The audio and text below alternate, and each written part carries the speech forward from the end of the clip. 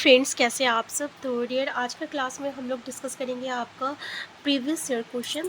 तो चलिए स्टार्ट करते हैं। पहला क्वेश्चन है आपका, संविधान की समवर्ती सूची उपलब्ध कराई गई। पहला ऑप्शन है केंद्र की शक्ति को संकेंद्रित करने के लिए, दूसरा है राज्यों को अधिक स्वायत्तता एवं स्वतंत्रता देने के लिए, और तीसरा है केंद्र तथा राज्यों के बीच संयुक्त जिम्मेदारी सुनिश्चित करने के लिए। चौथा ऑप्शन है समुदाय द्वारा निर्वाह किए जाने वाले जिम्मेदारियों की अलग श्रेणी बनाने के लिए। तो देखिए, तो हमारा करेक्ट आंसर क्या हो जाएगा कि केंद्र तथा राज्यों के बीच संयुक्त जिम्मेदारी सुनिश्चित करने के लिए। ठीक है, जैसे कि आप देख सकते हैं कि मोदी सरकार जो है ये आपका केंद्र पे अपनी जिम्मेदारी को पूरा करता है, और जो राज्य सरकार होती है वो अपने राज्य की जो जिम्मेदारी होती है उसे पूरा करता है। नेक्स्ट है, भारत में किन तिथियों पर विश्व होता है? 21 मार्च और 22 दिसंबर, 21 जून और 23 सितंबर, 21 जून और 22 दिसंबर, और 21 मार्च और 23 सितंबर। हमारा करेक्ट आंसर हो जाएगा 21 मार्च और 23 दिसंबर को जो है आपका क्या होता है, तो इन दो तिथियों पर विश्व होता है। ठीक है, तो ये क्वेश्चन याद रखिएगा कि 21 मार्च और 23 दिसंबर को क्या होता है, विश्व होता है। नेक्स्ट क्वेश्चन है, ग्लोब पर सबसे लंबी अक्षांश रेखा कौन सी है? विषुववृत्त, कर्क रेखा, मकर रेखा और उत्तर ध्रुव वृत्त। तो ग्लोब पर सबसे लंबी अक्षांश जो होती है वो कौन सी होती है? विषुववृत्त होती है। ठीक है, विषुववृत्त किसको कहते हैं? तो जैसे ये आपका ग्लोब है, ये उत्तर ध्रुव है, दक्षिण ध्रुव है, ये विषुववृत्त है। ठीक है, कर्क रेखा, मकर रेखा। तो देख सकते हैं सबसे लंबी जो होती है ये आपका क्या होती है, तो विषुववृत्त होती है। नेक्स्ट है, यदि भारत में शाम के 6:30 बजे होंगे तो लंदन में क्या होगा? सुबह के 1, सुबह के 12, दोपहर के 12 या दोपहर के 1 है। तो देखिए, भारत में अगर शाम को 6:30 बज रहा तो लंदन में क्या होगा? दोपहर का 1 बज रहा होगा। कैसे?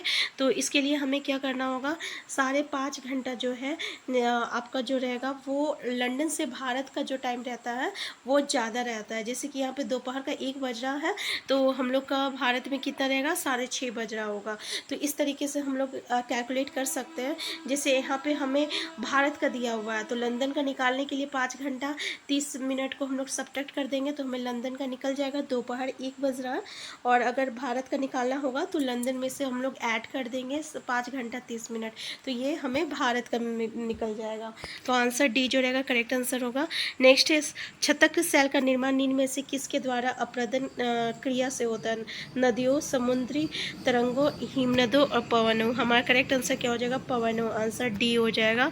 नेक्स्ट क्वेश्चन है, निम्नलिखित में से कौन सा कथन सही है? पहला, लाल किला असाधित सेल से बना है जबकि ताजमहल क्यांत्रित सेल से बना है। दूसरा, लाल किला क्यांत्रित सेल से बना है जबकि ताजमहल असाधित सेल से बना है। तीसरा, लाल किला और ताजमहल दोनों क्यांत्रित सेल से बने हैं। चौथा, लाल किला और ताजमहल दोनों असाधित सेल से बने हैं। तो देखिए, लाल किला जो है असाधित सेल से बना है और ताजमहल जो है ये क्यांत्रित सेल से है। हम लोग देखे थे ना, सेल कितने प्रकार के होते हैं? सेल 3 प्रकार के होते हैं। एक था अग्नेय सेल, एक असाधित सेल, एक क्यांत्रित सेल। अग्नेय सेल 2 तरह का होती है, एक अंतर्वेदी होती है, एक बहिर्वेदी होती है। देखिए, जब ज्वालामुखी फटता है ना तो ये जो लावा रहता है ना ये सब जमीन की ओर बाहर आ जाता है। ठीक है, और जब बाहर आता है ना तो ये बाहर ठंडा होके आपका सेल का रूप ले लेता है। इसी को हम लोग बहिर्वेदी अग्नेय सेल कहते हैं। कभी कभी ये ज़मीन के नीचे ही कुछ रहता है। ठीक है, और ज़मीन के नीचे ही जो है ठंडा हो जाता है, और ठंडा होने के बाद ये सेल में परिवर्तित हो जाता है। ठीक है, ज़मीन के अंदर, तब इसको हम लोग क्या कहेंगे? अंतर्वेदी अग्नेय सेल कहते हैं। फिर असाधित सेल क्या होता है? जब बड़े बड़े जब पहाड़ होता है, पत्थर होता है, जब टूटता है छोटे छोटे कण में तो ये एक के ऊपर एक, एक के ऊपर एक, एक के ऊपर एक के ऊपर एक जो है रहता है, जमते जाता है। और इसी के दौरान जो है जब इसमें हाई ताप और दाब पड़ता है तो ये असाधित सेल में परिवर्तित हो जाता है। तो इसमें जीवाश्म भी पाया जाता है, क्योंकि यहाँ पे बहुत सारे जीव जंतु जो होते हैं एक के ऊपर एक जो रहते हैं दबे हुए रहते हैं, तो यहाँ पे जीवाश्म भी पाया जाता है। तो ये जो अग्नेय सेल है और जो असाधित सेल है, ये जो है जब इस पर उच्च दाब और ताप पड़ता है, उच्च दाब और ताप मतलब हाई प्रेशर और टेम्परेचर, ठीक है, तो ये जो है क्यांत्रित सेल में परिवर्तित हो जाती है।